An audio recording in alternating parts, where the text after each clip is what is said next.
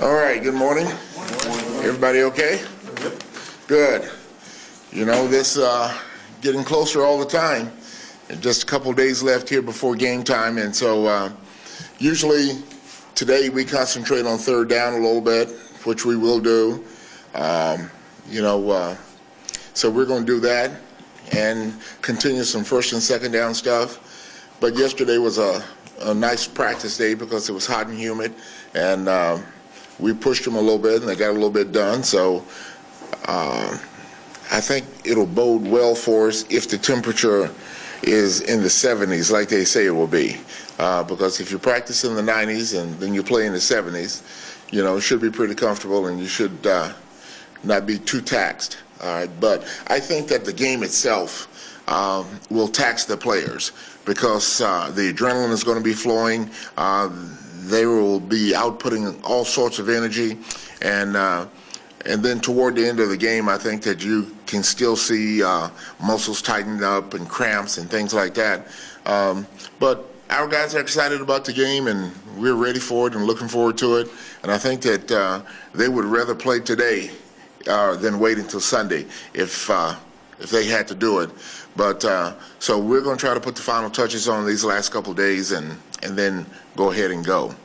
On the injury standpoint, we still got Toribio. He's not doing anything. Bailey's not doing anything. And Lewis is not doing anything.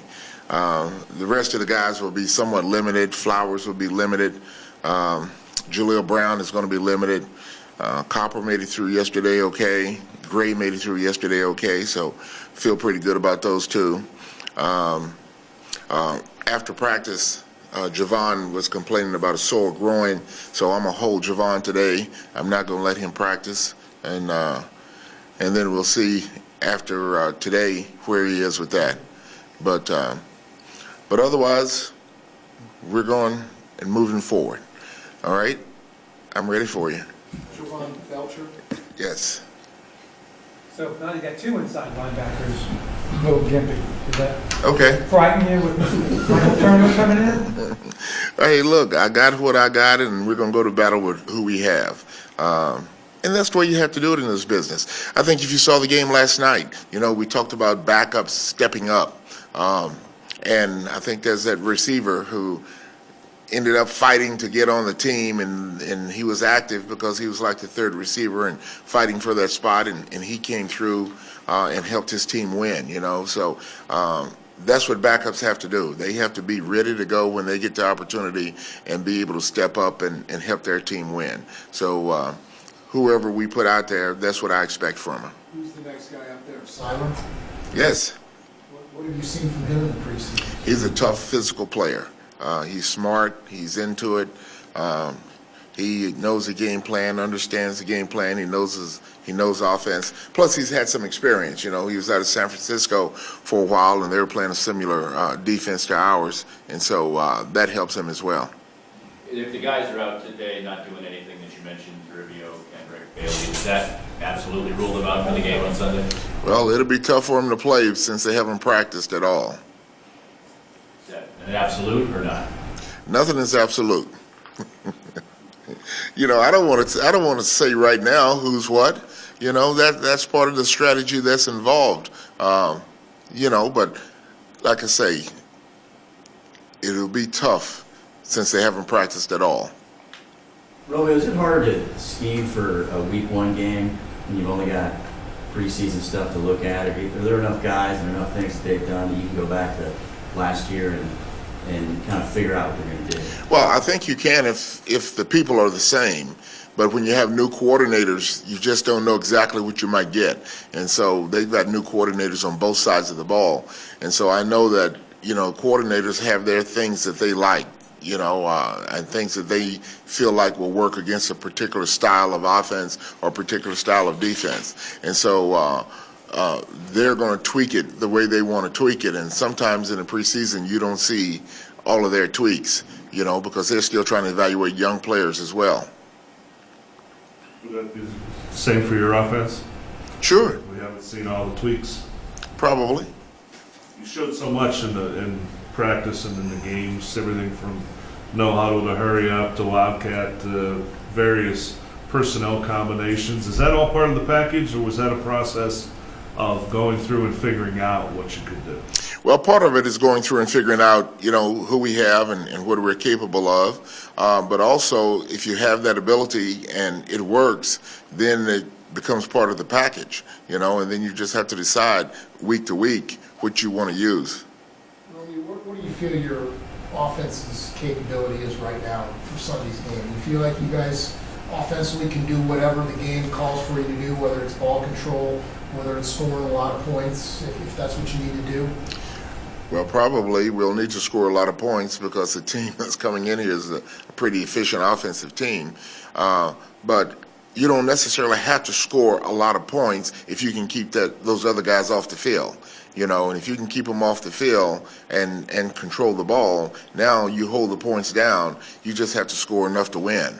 No, our offense, we have a lot of capabilities on our offense. And every day, every Sunday, you find out what's working and what's not working, and then you have to play to what's working, So you might go in and say, hey, this is going to be a ball control game, but if it's not working the way you need it to work and you got something else that you think will work, then you have to do something else, so that at least you can move the football and get some points on the board. So, every game is like a chess match. You make a move and see how they counter that move, see if that move works. And then if that move works, you can keep making that move, keep using that move. But if that move doesn't work, then you have to try something else to give yourself the best chance. With where your offense is right now, you feel good about their ability to do what you said, hey, run the ball, control the clock if that's what it requires. Yes. Score some points. They've shown me that we have the capabilities to do whatever we need to do. At what point do you decide when Brandon Flowers is going to play? Maybe Sunday, about an hour and a half before the game. That's when I have to make this. That's the cut down date right there. An hour and a half before the game, I've got to turn in the inactive list, and so I have until then to decide. How difficult is that to decide? You have a player that really wants to play. Dallas faced this last night with Whitten, a player that really wants to go out and play, but you don't think would be detrimental to the football team if they play. But you got a guy looking at you saying, I want to go. How tough is that to sometimes say, well, you're not going? Right. That is tough because, players are competitive and they want to be there and they want to try to help the team and their teammates win. But you have to look at it objectively and you have to say, going down the road, one game, the first game, versus 15 others, and having a guy available for 15. So I think that plays a big part in it. And so you as the coach have to do what you think is best for your team for the season. Couple more guys. Is it the day and age in the NFL over when an offense can go old school and week to week have, half dozen running plays, dozen pass plays, couple protections, couple specials, and the old Lombardi thing, we're going to run it here, we're going to run it 100 times so nobody can stop it? Yeah, I think it's tougher today because of the nature of football in general. High schools, colleges, everybody's spreading the field, putting multiple wide receivers in the game, and so that's what the kids know when we get them, whereas back then, what the kids knew was 3 yards in a cloud of dust. And so it was easy, to adapt to that. So now taking these guys who've been in spread offenses and, those kind of things and saying we're going to go 3 yards in a cloud of dust, that adaptation takes a little while. Would it be safe to say that, old school football, whatever that is, that the offense acted, defense reacted, but now it's almost the defense acts and the offense reacts, and that's what starts the whole chain?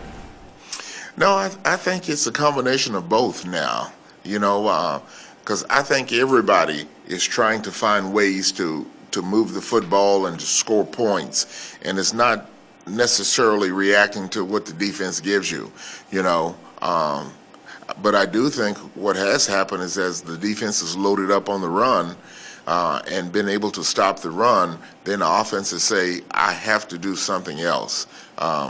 And they found that throwing the ball is something else that they can do that can get them chunks of yards, which impact the game.